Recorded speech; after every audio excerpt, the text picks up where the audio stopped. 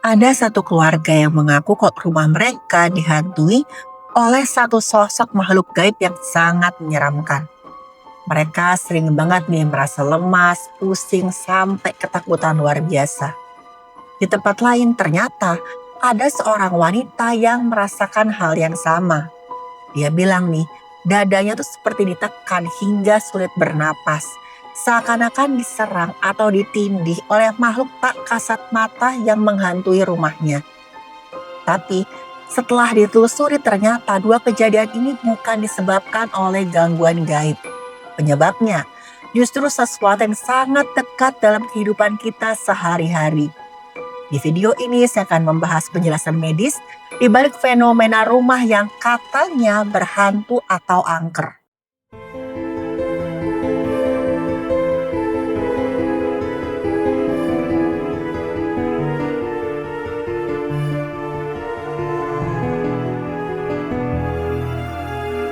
Halo, saya Dr. Stefani.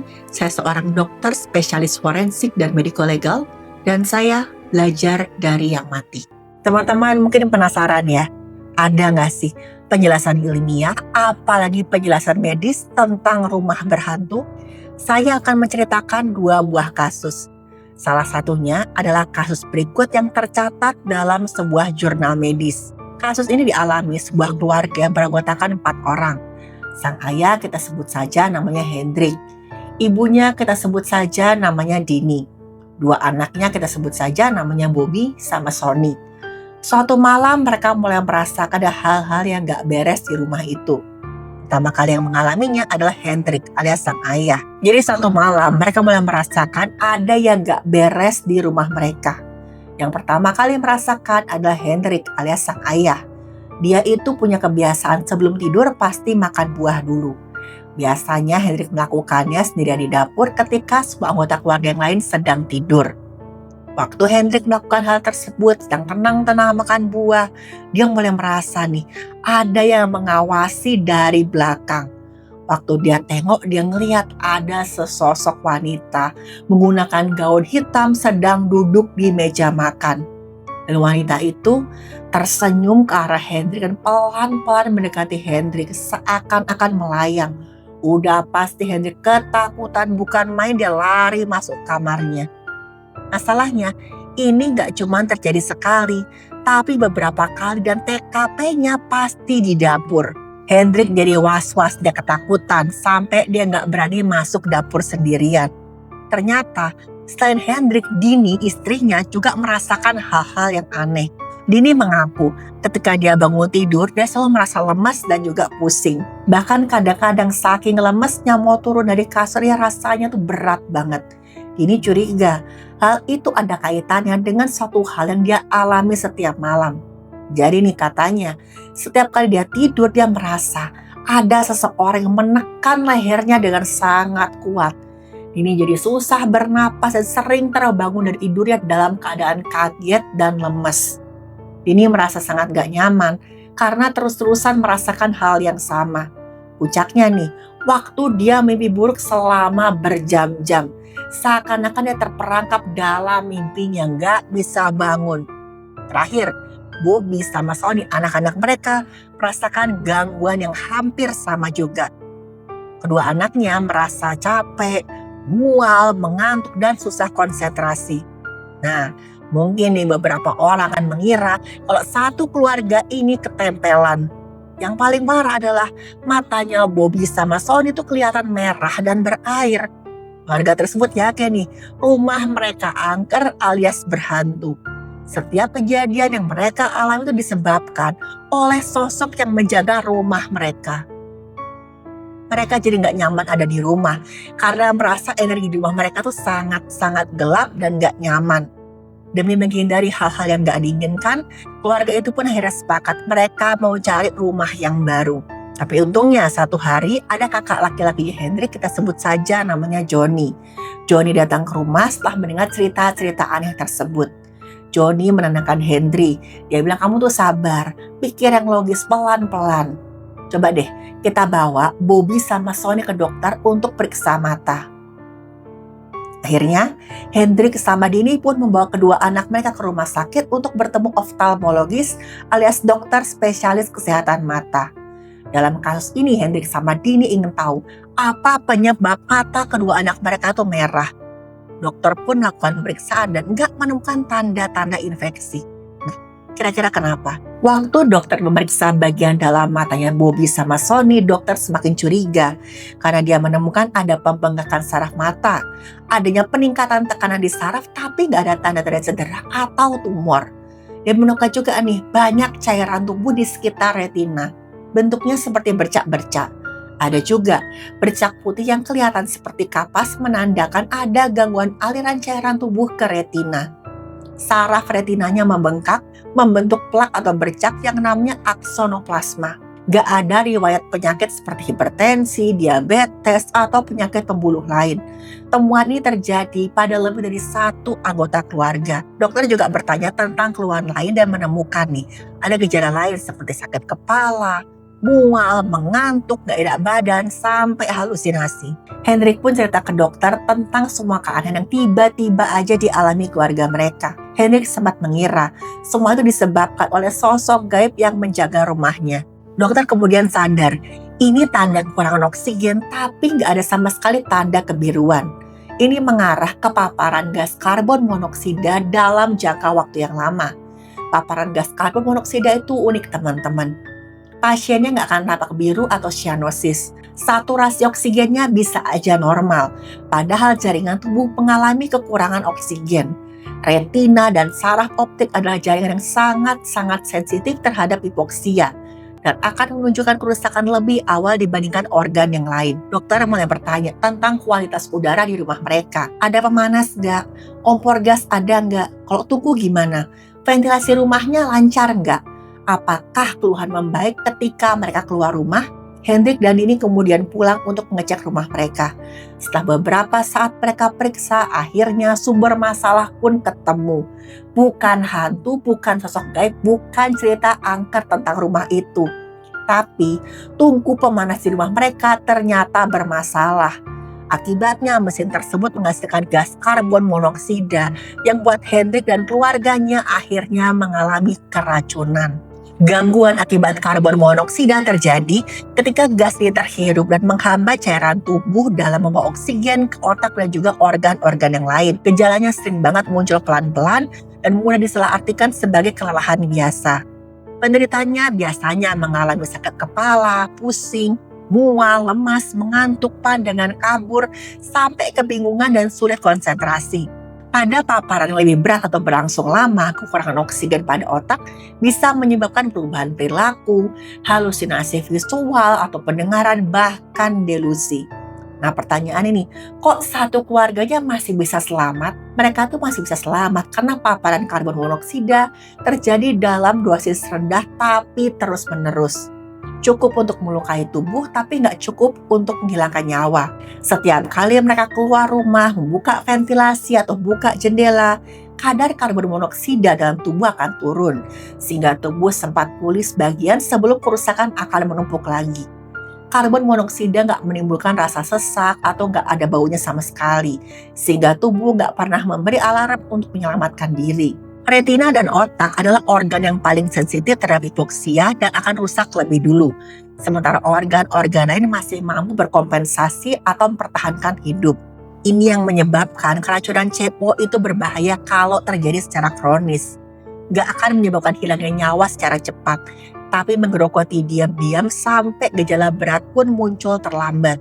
Singkat cerita, Hendrik akhirnya memperbaiki mesin panasnya dan keluarganya nggak lagi mengalami hal-hal yang aneh. Ternyata teman-teman selama ini hantu yang mengganggu keluarga mereka adalah karbon monoksida. Selain kasus Hendrik dan keluarganya tadi, ada juga kasus lain yang dialami oleh penulis bernama Kerry Poppy. Kerry menceritakan pengalamannya tinggal di rumah yang katanya berhantu dalam sebuah wawancara. Semua itu dimulai ketika satu hari dia merasa kalau ada sesuatu yang aneh di dadanya. Kerry bilang itu seperti ada yang menekan dadanya terus-menerus. Selain itu, Kerry selalu mendengar suara angin berhembus dan juga suara yang mirip dengan deburan ombak. Carrie pun yakin nih kalau ada sosok jahat yang tinggal di rumahnya. Setiap malam ketika pulang ke rumah, Carrie selalu menangis merasakan tekanan di dadanya yang semakin parah. Karena rasa nggak nyaman yang terus berulang, dia pun mulai mencari penjelasan lewat internet. Dia temukan nih cerita orang-orang yang mengira rumahnya berhantu, tapi ternyata keracunan karbon monoksida. Di titik itu Carrie mulai curiga kalau sumber masalahnya bukan hal gaib atau mistis, tapi gas yang nggak kelihatan. Carrie menghubungi perusahaan gas untuk meriksa rumahnya. Dan petugas menemukan kadar CO berbahaya, menyuruh Carrie segera keluar dari rumah. Setelah menjauh dari sumber paparan, barulah pikirannya Carrie semakin jernih. Tubuhnya mulai terasa semakin baik. Carrie juga kemudian memeriksakan kondisi tubuhnya ke dokter. Dan benar, dia terkena paparan gas karbon monoksida. Setelah kebocoran gas ditangani, semua keluhan Carrie pun langsung hilang. Teman-teman, dari dua kasus tadi kita bisa belajar bahwa nggak semua hal yang sering dianggap mistis selalu berasal dari sesuatu yang belum bisa dijelaskan secara ilmiah. Sebagian hal tersebut bisa memiliki penjelasan medis, biologis, atau lingkungan yang nyata. Salah satu contoh yang paling sering muncul adalah rumah yang sering dianggap berhantu. Biasanya, penghuni rumah melaporkan serangkaian kejadian yang terasa aneh dan sulit dijelaskan. Mulai dari melihat sosok samar, mendengar suara-suara yang gak jelas, sampai merasakan sentuhan padahal gak ada orang di sekitarnya. Waktu pengalaman ini terjadi berulang, wajar kalau rumah tersebut kemudian ditafsirkan sebagai rumah yang angker atau berhantu, terutama kalau gak ada penjelasan langsung yang kelihatan saat itu. Tapi dalam dunia medis dan psikologi, pengalaman seperti ini itu sering banget dikaitkan dengan kesalahpahaman antara sensasi tubuh, lingkungan, dan juga interpretasi otak kita. Otak manusia bekerja dengan cara menafsirkan sinyal dari tubuh dan juga lingkungan, bukan sekadar merekam realitas secara objektif. Dalam kondisi tertentu, seseorang bisa merasakan sesuatu yang terasa sangat nyata, padahal sebenarnya itu adalah halusinasi atau distorsi persepsi yang muncul dari gangguan pada sistem saraf. Halusinasi ini nggak selalu berarti orang punya gangguan kejiwaan ya teman-teman. Ada banyak faktor fisiologis yang bisa menjadi pemicu. Kurang tidur misalnya, bisa mengganggu bagian korteks prefrontal otak. Jadinya otak susah membedakan antara stimulus nyata dan juga imajiner atau khayalan. Stres tinggi akan meningkatkan hormon kortisol yang dalam jangka lama bisa mempengaruhi neurotransmitter otak, membuat persepsi jadi lebih sensitif atau salah tafsir.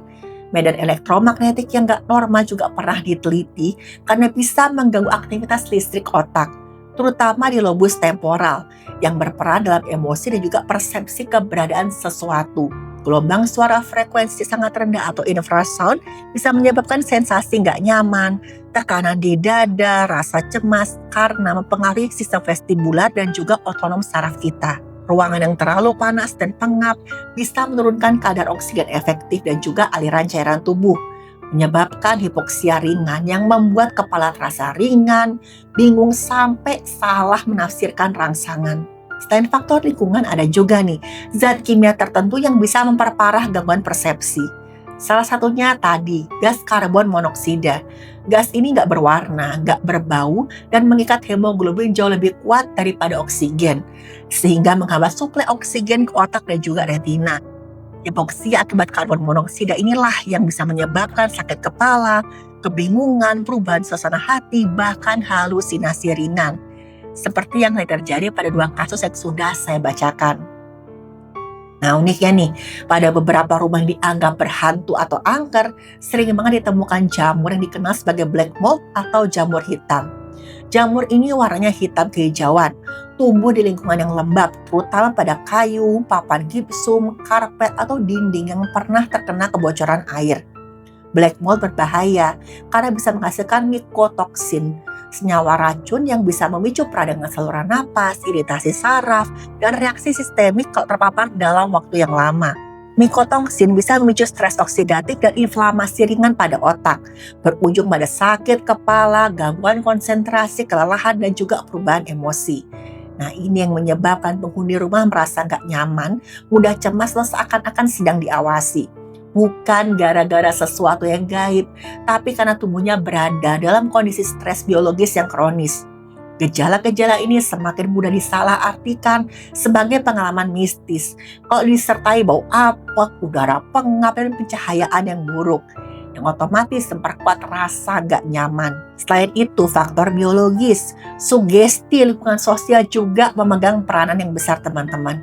Penelitian dalam psikologi sosial menunjukkan manusia itu sangat mudah menyerap interpretasi dari orang lain, terutama dalam situasi yang ambigu. Dalam sebuah eksperimen, peserta penelitian tuh yakin pernah melihat kejadian supranatural, padahal yang mereka lihat adalah trik sulap biasa. Keyakinan itu muncul setelah satu orang lebih dulu menyatakan bahwa kejadian tersebut adalah kejadian supranatural atau gaib. Orang pertama itu ternyata adalah peneliti yang sengaja ngasih sugesti. Ini membuktikan bahwa otak manusia sering mengikuti narasi sebelum fakta, terutama ketika sedang lelah, cemas, atau nggak sehat.